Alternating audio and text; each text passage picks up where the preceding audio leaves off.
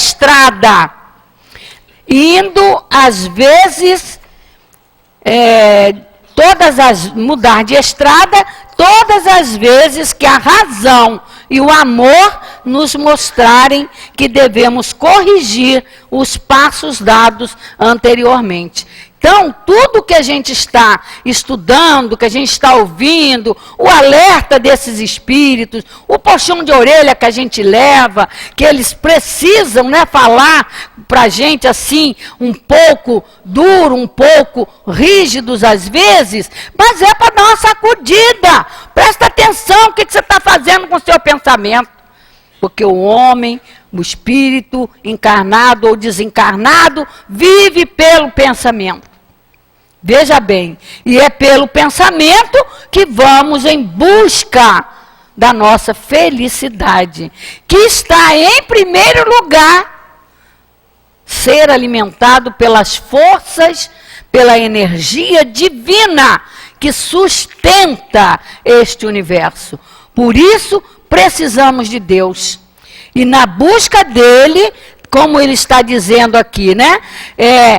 Buscando, como ele no início do item 10, ele diz que pelo pensamento, seja do ser que invocamos, que buscamos para nos atender, né? Ou deles para nós, é pelo pensamento.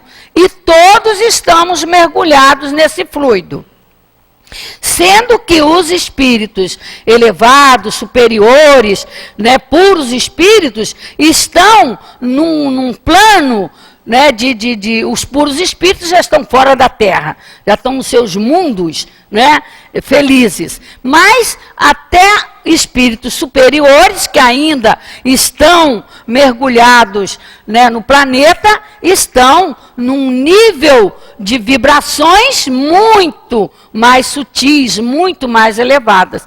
E são esses espíritos que nós precisamos aprender a impulsionar neste oceano de fluido a nossa vontade, o nosso pensamento pela nossa vontade. Como foi lido aqui no item 15, o poder da prece está no pensamento.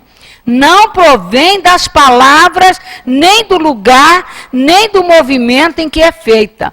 Pode fazer atos exteriores, pode prometer 1000 coisas, pode rezar aí milhões de palavras, mas se o seu pensamento não estiver concentrado e buscando com seriedade, com impulso da vontade e da fé, que é a força do querer, né? A nossa prece, que a gente pode afirmar quando Tiago lembra que a gente pede mal, e quando Esopo diz que a gente vive reclamando, a nossa prece não passa do teto da nossa casa. Bate lá e volta. Não é? Bate lá e volta. Então, por isso que é importante nós aprendermos com essa doutrina. Então, quando ele diz aqui, a energia dessa corrente está na razão direta da energia do pensamento e da vontade. É assim que a prece é ouvida pelos espíritos, em qualquer lugar em que eles se encontrem. Que os espíritos se comunicam entre si, que nos transmitem suas inspirações, que se estabelecem as relações à distância entre os encarnados até, pelo pensamento. Eu lembrei aqui, até anotei, no item 285 do Livro dos Médiuns, eu até botei 27 aqui, mas é 285. Deixa eu corrigir aqui para depois eu saber direitinho, né, Lê? Então, veja bem, é a telegrafia humana. Mas olha como que encaixa no nosso estudo isso aqui, é muito interessante isso. Eu fico feliz da vida de ver, né, essa maravilha, né, desses pensamentos, né, meu filho, que dá, sim, uma cócega na alma, dá cócega na alma, de tanta felicidade, porque diz lá, a telegrafia humana. O que é a telegrafia humana? A capacidade que todos teremos um dia de nos comunicarmos, mesmo encarnado, somente pelo pensamento. Né? Então, não existe pessoas que sabem ler o pensamento do outro? Então, vai ser assim. Não importa a distância, em qualquer lugar, você vai poder pensar e a pessoa, né, ouvir o seu pensamento pelo pensamento e você ouvir o pensamento dela pelo seu pensamento. Então, diz lá, aí Kardec pergunta assim, por que não pode acontecer agora isso? Hoje, por que não pode acontecer? Por que não pode ser uma coisa comum? Né? Porque o Espírito disse que é para todos. Aí Kardec pergunta, por que não pode ser agora? Né? Por que só algumas poucas pessoas sabem fazer isso? Aí veja bem, aí vai casar direitinho aqui com a mensagem de Esopo, que ele diz assim, é preciso que os homens se depurem primeiro, para que haja a permissão da lei de nós fazermos isso. Né? O que é isso? Se depurem primeiro. Né? Limpem seus pensamentos. Limpem seus pensamentos. Por quê? Aqui ele já está falando um primeiro estado, que é a reclamação, a lamentação. Né? A gente criou esse hábito horrível dos palavrões, né? Das palavras chulas que a gente usa. Né? E tem também o mal, o desejo do mal ao outro. Ciúme, inveja, maledicência. Como que eu vou poder ler o pensamento do meu irmão? O que eu vou fazer com isso?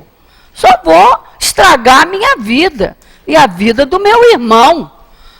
Por isso que não há permissão da lei, por mais inteligente e sábio de conhecimento intelectual que eu seja.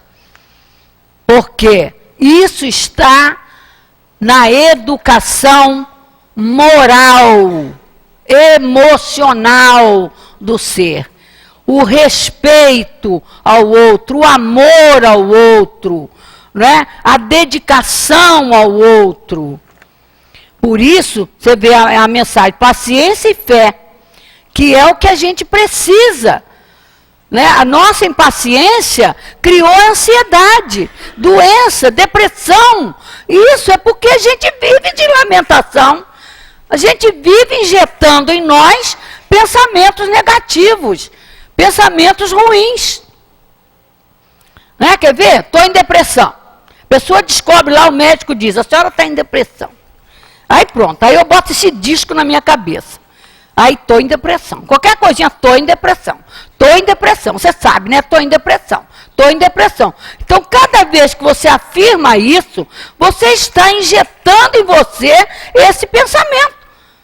A depressão vai te derrubar mesmo. Né? Porque você está tomando injeção de depressão pelo seu pensamento todo o tempo.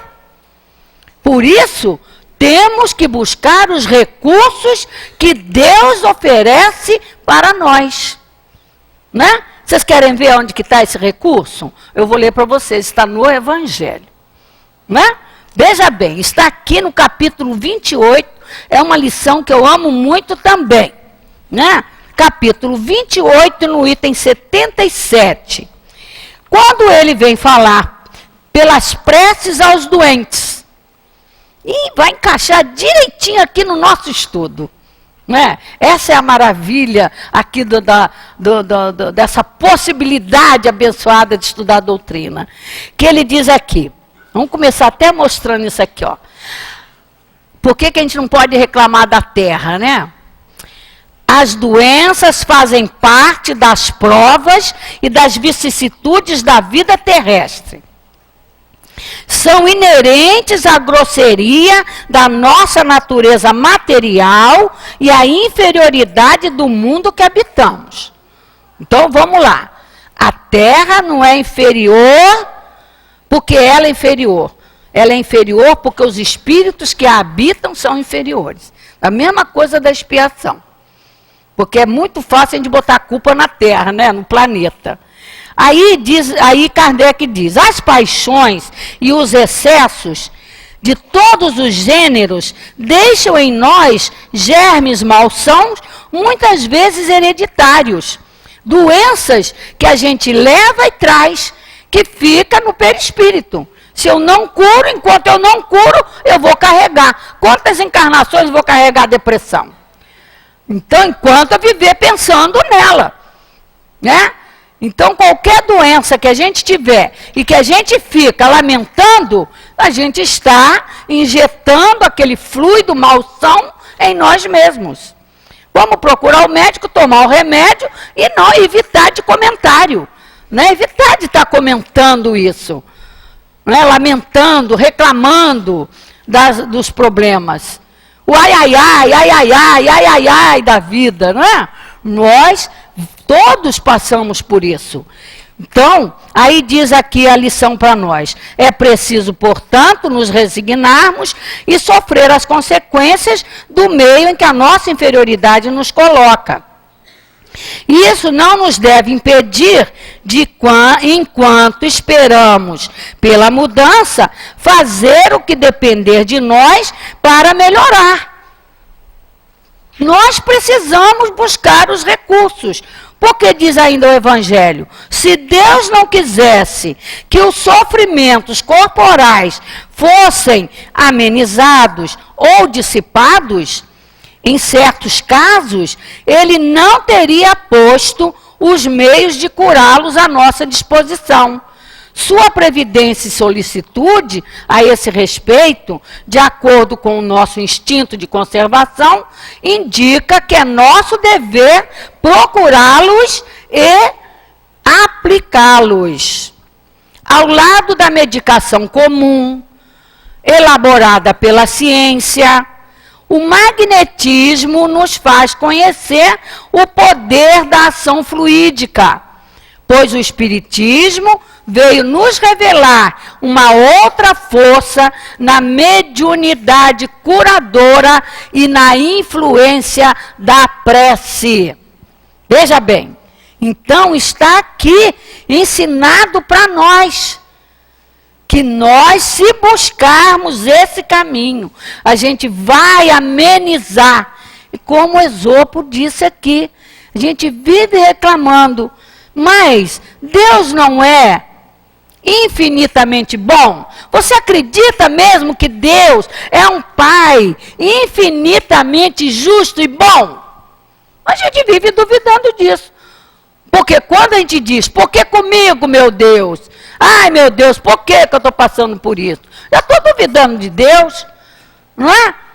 Então, aí para mim, já esse Deus que é infinitamente bom, justo, misericordioso, e que está com toda a disposição, tudo preparado e cada vez mandando melhor para nós, conforme nós vamos evoluindo, nós, no nosso egoísmo, no nosso orgulho, nas nossas imperfeições, vamos alimentando doença, criando dificuldade. E muitas delas, filha das reclamações. Não reclame, resolva. Não lamente, busque a solução. Né? Busque a solução. Resolva o problema. Né? Para resolver o problema, harmonize-se com seu irmão. É isso que a gente tem que fazer. Né? Para poder evitar essas dificuldades. Então, tem ainda um texto aqui que diz assim, o item 11. Pela prece, o homem atrai para si o concurso dos bons espíritos, que vem sustentá-lo nas suas boas resoluções e inspirar-lhe bons pensamentos. Olha só, né? Vamos, levanta, meu filho, levanta essa cabeça. Vamos, levanta essa cabeça. Aqui na prece, pelos anjos guardiães, né, diz aqui é o Espírito São Luís e Santo Agostinho, na resposta da questão 495 do Livro dos Espíritos.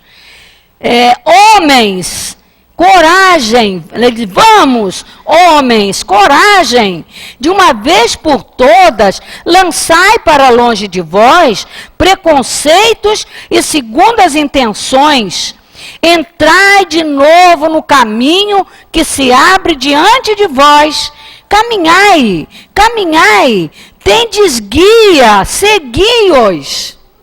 Temos guias, temos protetores, temos uma rede de proteção. Por isso que é bom estudar a doutrina espírita. Que a gente vai descobrindo essas maravilhas e vai ficando meio com vergonha, né? Assim, tem que ficar um pouco com vergonha dessas coisas, de reclamar, sabendo que os nossos guias, benfeitores espirituais, espíritos simpáticos, familiares que nos amam, quando se estruturam no mundo espiritual, vêm junto a nós. Na hora que a gente vai tomar o passe, quantos deles estão aí, né? Para ajudar o trabalhador, aí, o guia espiritual responsável pelo passe que a gente vai tomar. Quantos deles são os próprios familiares que são trabalhadores e que dão o passe na gente? Né? A gente nem pensa nisso. Onde é que eles estão? A gente pensa que está não sei aonde, no espaço. Mas estão aí buscando nos auxiliar. E é nessa hora que nós nos tornamos filhos ingratos de Deus. Né? Porque é preciso que nós realmente tenhamos, despertemos para o gosto da leitura, o gosto do estudo, para o entendimento nosso, nada mais do que isso. Porque cada vez que eu entendo melhor, eu vou agir melhor, eu vou fazer melhor. Né, amigo? Vamos fazer melhor, vamos produzir mais. E vamos ficar mais felizes, até conosco mesmo. Puxa, eu consegui vencer isso, eu consegui vencer aquilo. Né? Meu guia me ajudou, não tenho medo de falar isso, porque ele ajuda mesmo. Né? Tem até aquelas ajudas por concessão. Temos protetores e familiares com tanta conquista espiritual que intervêm por nós. Né? E procuram nos ajudar. E na verdade a gente nem merece aquilo, porque a gente é tão ingrato. Mas como eles amam tanto a gente, eles pedem aos guias, ao nosso guia. Né? O Altivos até ensinou isso para a gente. Os familiares nos amam muito, né? Os espíritos simpáticos que a gente conquista. Quando você ajuda alguém, você conquista a simpatia do guia daquela pessoa. Então, por isso que se torna uma rede de proteção. Né? E ele disse assim, por mais que o espírito, até o familiar, que de vez em quando, com peninha da gente, quer intervir lá nas nossas provas, né? Ele diz assim, eles só podem fazer, só podem agir com a permissão do guia maior, que é esse espírito, o anjo guardião, que está destinado por Deus, né, e até por escolha deles, como diz a lição aí dos espíritos dos anjos guardiães, por prazer de ajudar aquele espírito que ele ama tanto. Mas o nosso familiar só pode fazer alguma coisa com a permissão desse guia. Porque ele é que sabe do nosso mapa reencarnatório, né? Nosso histórico, aquilo que é a nossa necessidade. Às vezes o familiar ainda quer assim, né, dar um jeitinho, né, de melhorar as coisas, como mais que a gente quer, né? Então, mas não pode. Se intervir, vai estragar o meu caminhar, a minha evolução, né? Então, meus amigos, ainda no item 12 diz, né, se dividirmos os males da vida em duas partes, uma com os males que o homem não pode evitar, que existe as doenças, os problemas que a gente já traz de outras encarnações, que a gente não conseguiu resolver. E aí promete que vai resolver nessa. Aí chega aqui, nem resolve nessa, ainda arruma outras. Olha a nossa bagagem como está pesada, não é? Então é preciso esse aprendizado para que nós possamos aliviar-nos desses males. né? E para encerrar a nossa lição, né, que ele ainda diz, né, atendendo a pedidos que lhe é dirigido, Deus muitas vezes tem em vista recompensar a intenção, o devotamento e a fé daquele que ora. Eis porque a prece do homem de bem tem mais mérito aos olhos de Deus e sempre mais eficácia, porque o homem mau, cheio de vícios, não pode orar com fervor, e a confiança que só o sentimento da verdadeira piedade pode oferecer. Por isso, que ainda que sejamos maus, não podemos, por nós sozinhos, fazer o que faz um espírito superior, mas podemos buscar a ajuda do espírito superior, né? Vamos baixar assim o nosso orgulho, trabalhar a nossa humildade e dizer para eles como eu preciso de vós. E não dar ordem, porque mesmo com Deus, quando a gente diz, seja feita a tua vontade, mas que de acordo com a minha, né? A gente faz assim, a gente ainda, por isso que ele diz aqui, ó, vocês oram errado, né? Tem a oração do Pai Nosso, seja feita a vontade de Deus, seja feita a tua vontade, né? Mas lá dentro de nós, meu Deus, que possa me ajudar naquilo que eu quero. Não é assim não, é a vontade de Deus mesmo. E a doutrina espírita, meus irmãos queridos, tem tudo isso a nos oferecer. Que Deus nos abençoe, que possamos firmar o pé, buscar a doutrina, independente de crença religiosa. Gente, é doutrina para os espíritos. Quem não é espírito aqui? Quem não é o espírito da humanidade? Todos os espíritos precisam aprender a viver como espírito. Muita paz, que o Senhor nos abençoe. Né, meu amor?